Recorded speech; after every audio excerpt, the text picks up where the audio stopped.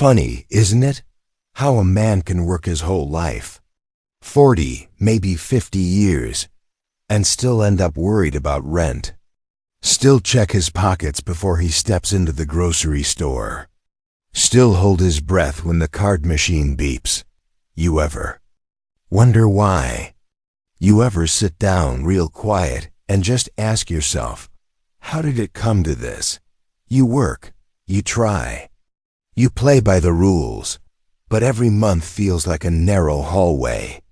Just enough to squeeze through, never enough to breathe. And somewhere deep inside, it starts to wear you down. You start thinking maybe you're just not good with money. Maybe it's your fault. Maybe you're just not meant to get ahead. But let me tell you something. Son, it's not that you're broken. It's not that you're lazy. It's not even that you're bad with money, it's that nobody ever taught you how money works, Not really. They might have taught you how to count it, how to save it, how to fear it, how to chase it, but they never taught you the one thing that matters most, how to think about it. See, money isn't just math, it's mindset, it's rhythm, it's the silent agreement between how you live and what you believe you deserve. And most folks, they don't even know. They're carrying around beliefs that don't belong to them. You learned how to survive, not how to build. You learned to stretch a dollar, not how to grow one. And that's not your fault. That's how the world works for most people, we inherit silence. Our parents didn't talk about money, not the real stuff. They just worried about it, argued over it, sacrificed for it. You watched that, didn't you? Watched your mother put groceries back at the counter. Watched your father come home tired, shoulders slumped. He gave you everything, except the lesson. Not because he didn't care, but because no one gave it to him either, and so the cycle continues. You grow up thinking that struggle is normal, that just getting by is how it's supposed to be, that working harder is the answer to everything. But let me ask you something. If hard work was the key, wouldn't the janitor be a millionaire by now? No, son. The truth is harder to swallow. You stay poor because the rules you're playing by weren't written to make you free. They were written to keep you tired, obedient, grateful for scraps. School taught you how to take orders, not how to ask questions. They showed you how to fill out a job application, not how to create value. They told you to save your money in a bank. They didn't tell you what the bank does with your money once it's in their hands. Nobody taught you how to make money while you sleep. Nobody showed you how a dollar can be your servant, not your master. Nobody explained that poverty isn't just a lack of money. It's a lack of options. So you live like most people, quietly afraid, quietly tired. You wait for payday like it's mercy. You avoid looking at your bank account. You whisper prayers at the gas pump. And then you wonder, is this just life? Let me tell you something I've learned. Money is not moral. It doesn't care if you're kind. It doesn't care if you're fair. It doesn't reward effort. It rewards understanding. You could be the most honest man on earth, but if you don't know how money moves, you'll always be stuck chasing it. See, what they never taught you is this. Money isn't made, it's transferred. And most of it moves from the pockets of the unaware to the hands of the informed. So the question isn't, how can I make more money? It's, why do I give it away so easily? Why do I fear having it? Why do I feel guilty for keeping it? Now that's a question worth sitting with, because once you understand that money isn't just about dollars, it's about decisions, small, daily, quiet decisions. You start to see the world differently. You stop blaming your paycheck. You start examining your patterns. And maybe, just maybe, You start waking up. Now, I'm not saying you'll become rich overnight. This isn't one of those stories, but I am saying you can stop being poor in your thinking. And that's the first step, because poverty, real poverty, it's not just in the wallet. It's in the mind. It's in the silence. It's in the things we were never taught, but somehow still live by. Nobody taught you this about money, but maybe it's time someone did. We'll talk more about that soon. Let's go a little deeper now, because this poverty of the mind, it doesn't begin with a paycheck. It begins with a pattern so quiet, so familiar, you don't even notice it running your life.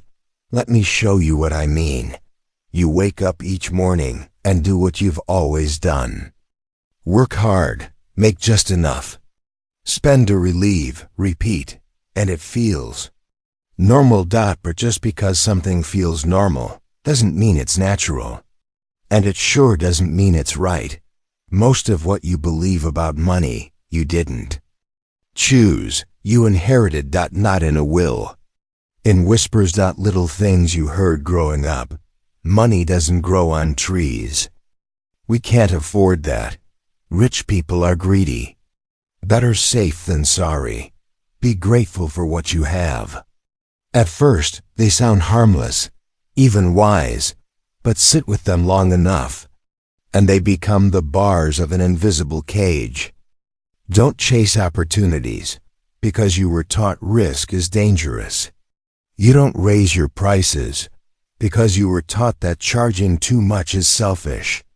You don't save, because part of you believes it'll disappear anyway. You don't invest, because no one around you ever did. And so you stay in the loop, the paycheck to paycheck loop, the stress loop, the guilt loop. You make a little more, but you still end up with nothing left. Why? Because the issue isn't the money. It's the meaning behind it. Let me tell you a little story. There was a young man I knew once, smart, polite, worked harder than anyone I'd met, but no matter how many hours he put in, he always found himself right back at zero. He came to me one day, defeated. Maybe I'm just not meant to have money, he said. So I asked him, what does money mean to you? He looked confused. I don't know, he said. Security, I guess. And when did you last feel secure? I asked. He was quiet for a while. Never, he whispered. Not even as a kid. That's when it clicked. See, he wasn't managing money. He was managing emotion, every dollar. He earned, he spent to soothe something, to prove something, to escape something. He didn't need a budget. He needed healing. And he's not the only one. A lot of people, maybe even you, are still trying to fix emotional wounds with financial tools. You buy things to feel worthy. You say yes to loans you can't afford because you don't want to seem poor. You give money away, even when you don't have enough, because you're afraid of being seen as selfish. And beneath it all is this quiet belief: I'm not allowed to keep money. I'm not the kind of person who has it. That belief, if you don't confront it, will keep you poor forever. Not because the world is cruel, but because your mind is running on someone else's story. And here's something nobody told you. Money will always reflect how you see yourself. If you think you're just scraping by in life, your bank account will follow suit. If you think wealth is for them, you'll unconsciously sabotage any path that might lead you there. Not because you're weak, but because your mind is loyal. It will stay loyal to what it was taught until you teach it something new. This is why people win the lottery and go broke. Why some men make millions and still feel empty. Why others with little live in quiet peace, while others with much live in quiet fear. Because it's not about the money. It never was. It's about what you believe money means, what you believe it says about you, and whether you feel you're allowed to have it. Let that sink in. You can be highly skilled. You can work long hours. You can even earn good money. But if deep down you don't feel safe having it, you'll find a way to lose it.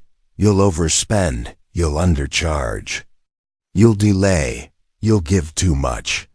You'll sabotage. And then you'll wonder why it's so hard. But it's not hard. It's just hidden, buried under years of silence, buried under inherited fears, and the only way out is to bring those things into the light. To ask yourself questions no one ever asked you. What does money mean to me? When did I first learn that? Whose voice do I hear when I think about wealth? Am I living out my beliefs or someone else's fears? These questions, they won't make you rich overnight, but they'll make you aware. And awareness is the beginning of freedom. Because once you see the pattern, you can choose to break it. You can stop blaming the economy. Stop blaming your job. Stop blaming yourself and start listening to the quiet voice inside that says, this doesn't have to be my story. It's not loud. It's not urgent, but it's true. And truth, when you're ready, will change everything. We'll talk more soon. Let's sit with something. You and I, you've heard a lot so far. About patterns. About stories you didn't choose. About beliefs passed down like old furniture. Chipped, heavy, but familiar. Now I want to talk about something quieter.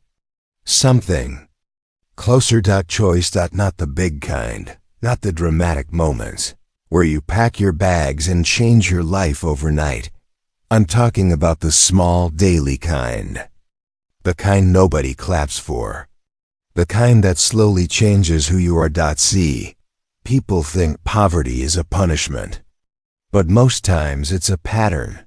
And the only way to shift a pattern is with a new rhythm. You don't need a miracle. You don't need a promotion. You don't even need more time. You need a pattern. Because right now, the one you've been living by is worn out. It tells you, survive. It tells you, wait. It tells you, maybe someday, if you're lucky. But luck is a poor man's god, and hope, when it's not paired with action, becomes just another kind of waiting. You weren't meant to wait your whole life. You were meant to build, but no one told you how.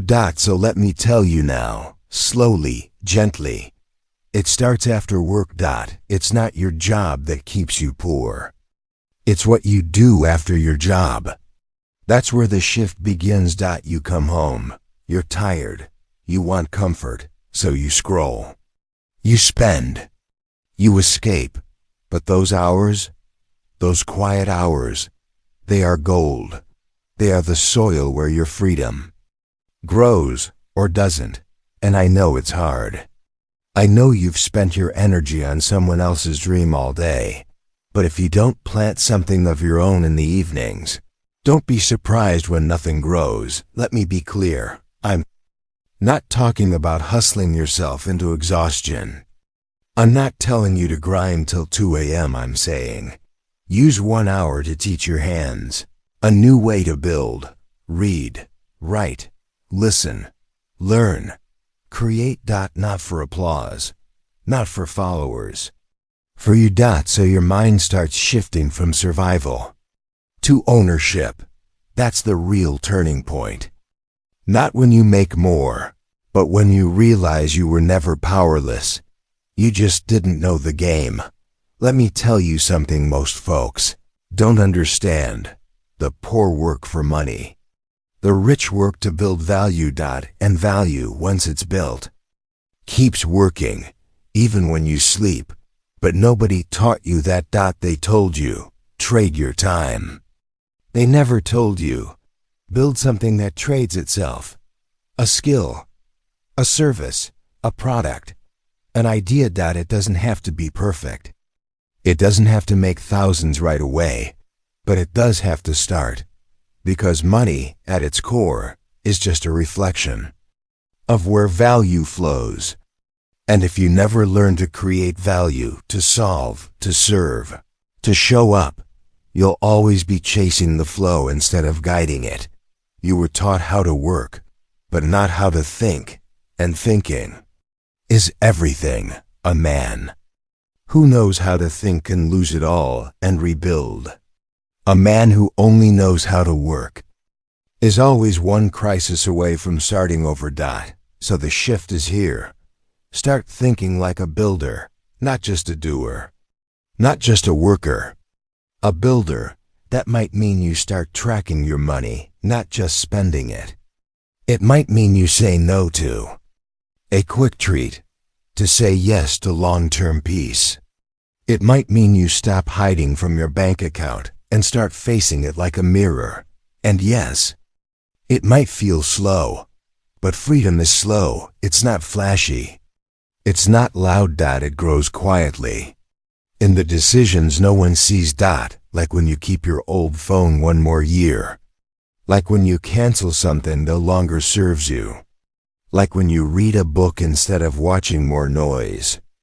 Like when you choose to learn instead of blame. Each of those moments is a seed. Each of them is you saying, I may not have been taught, but I can still learn.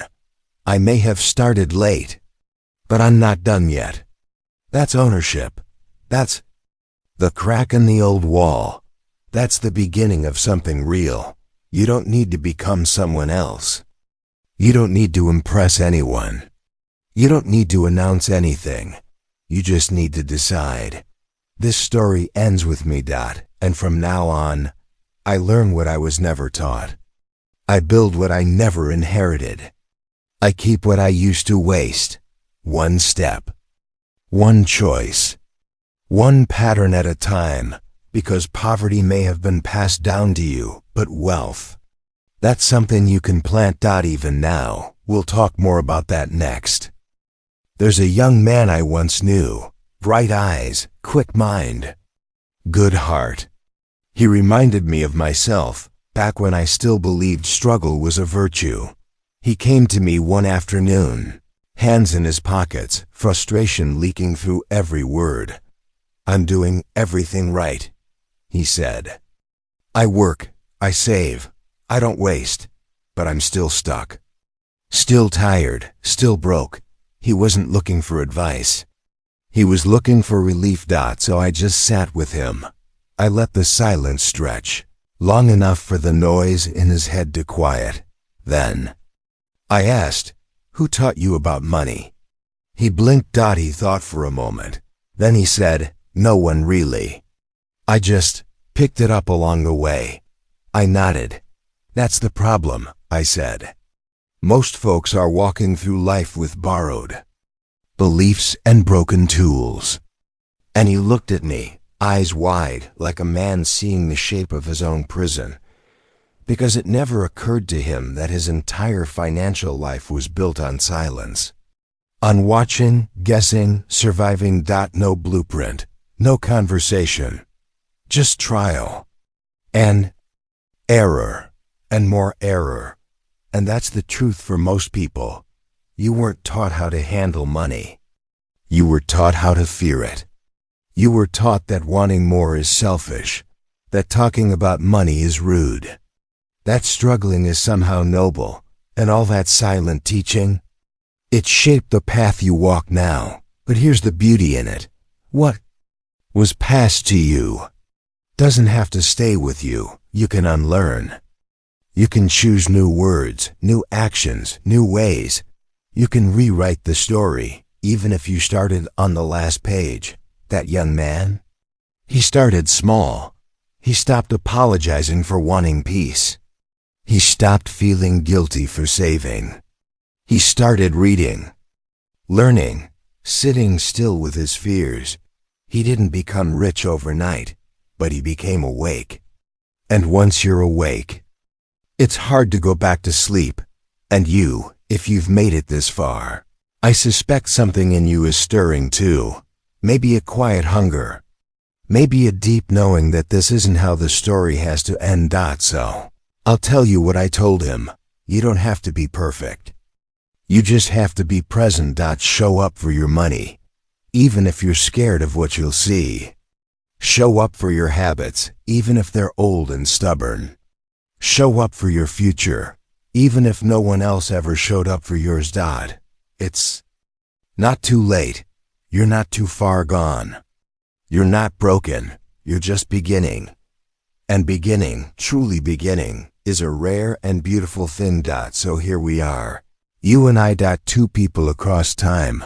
One voice reaching out. One mind waking up.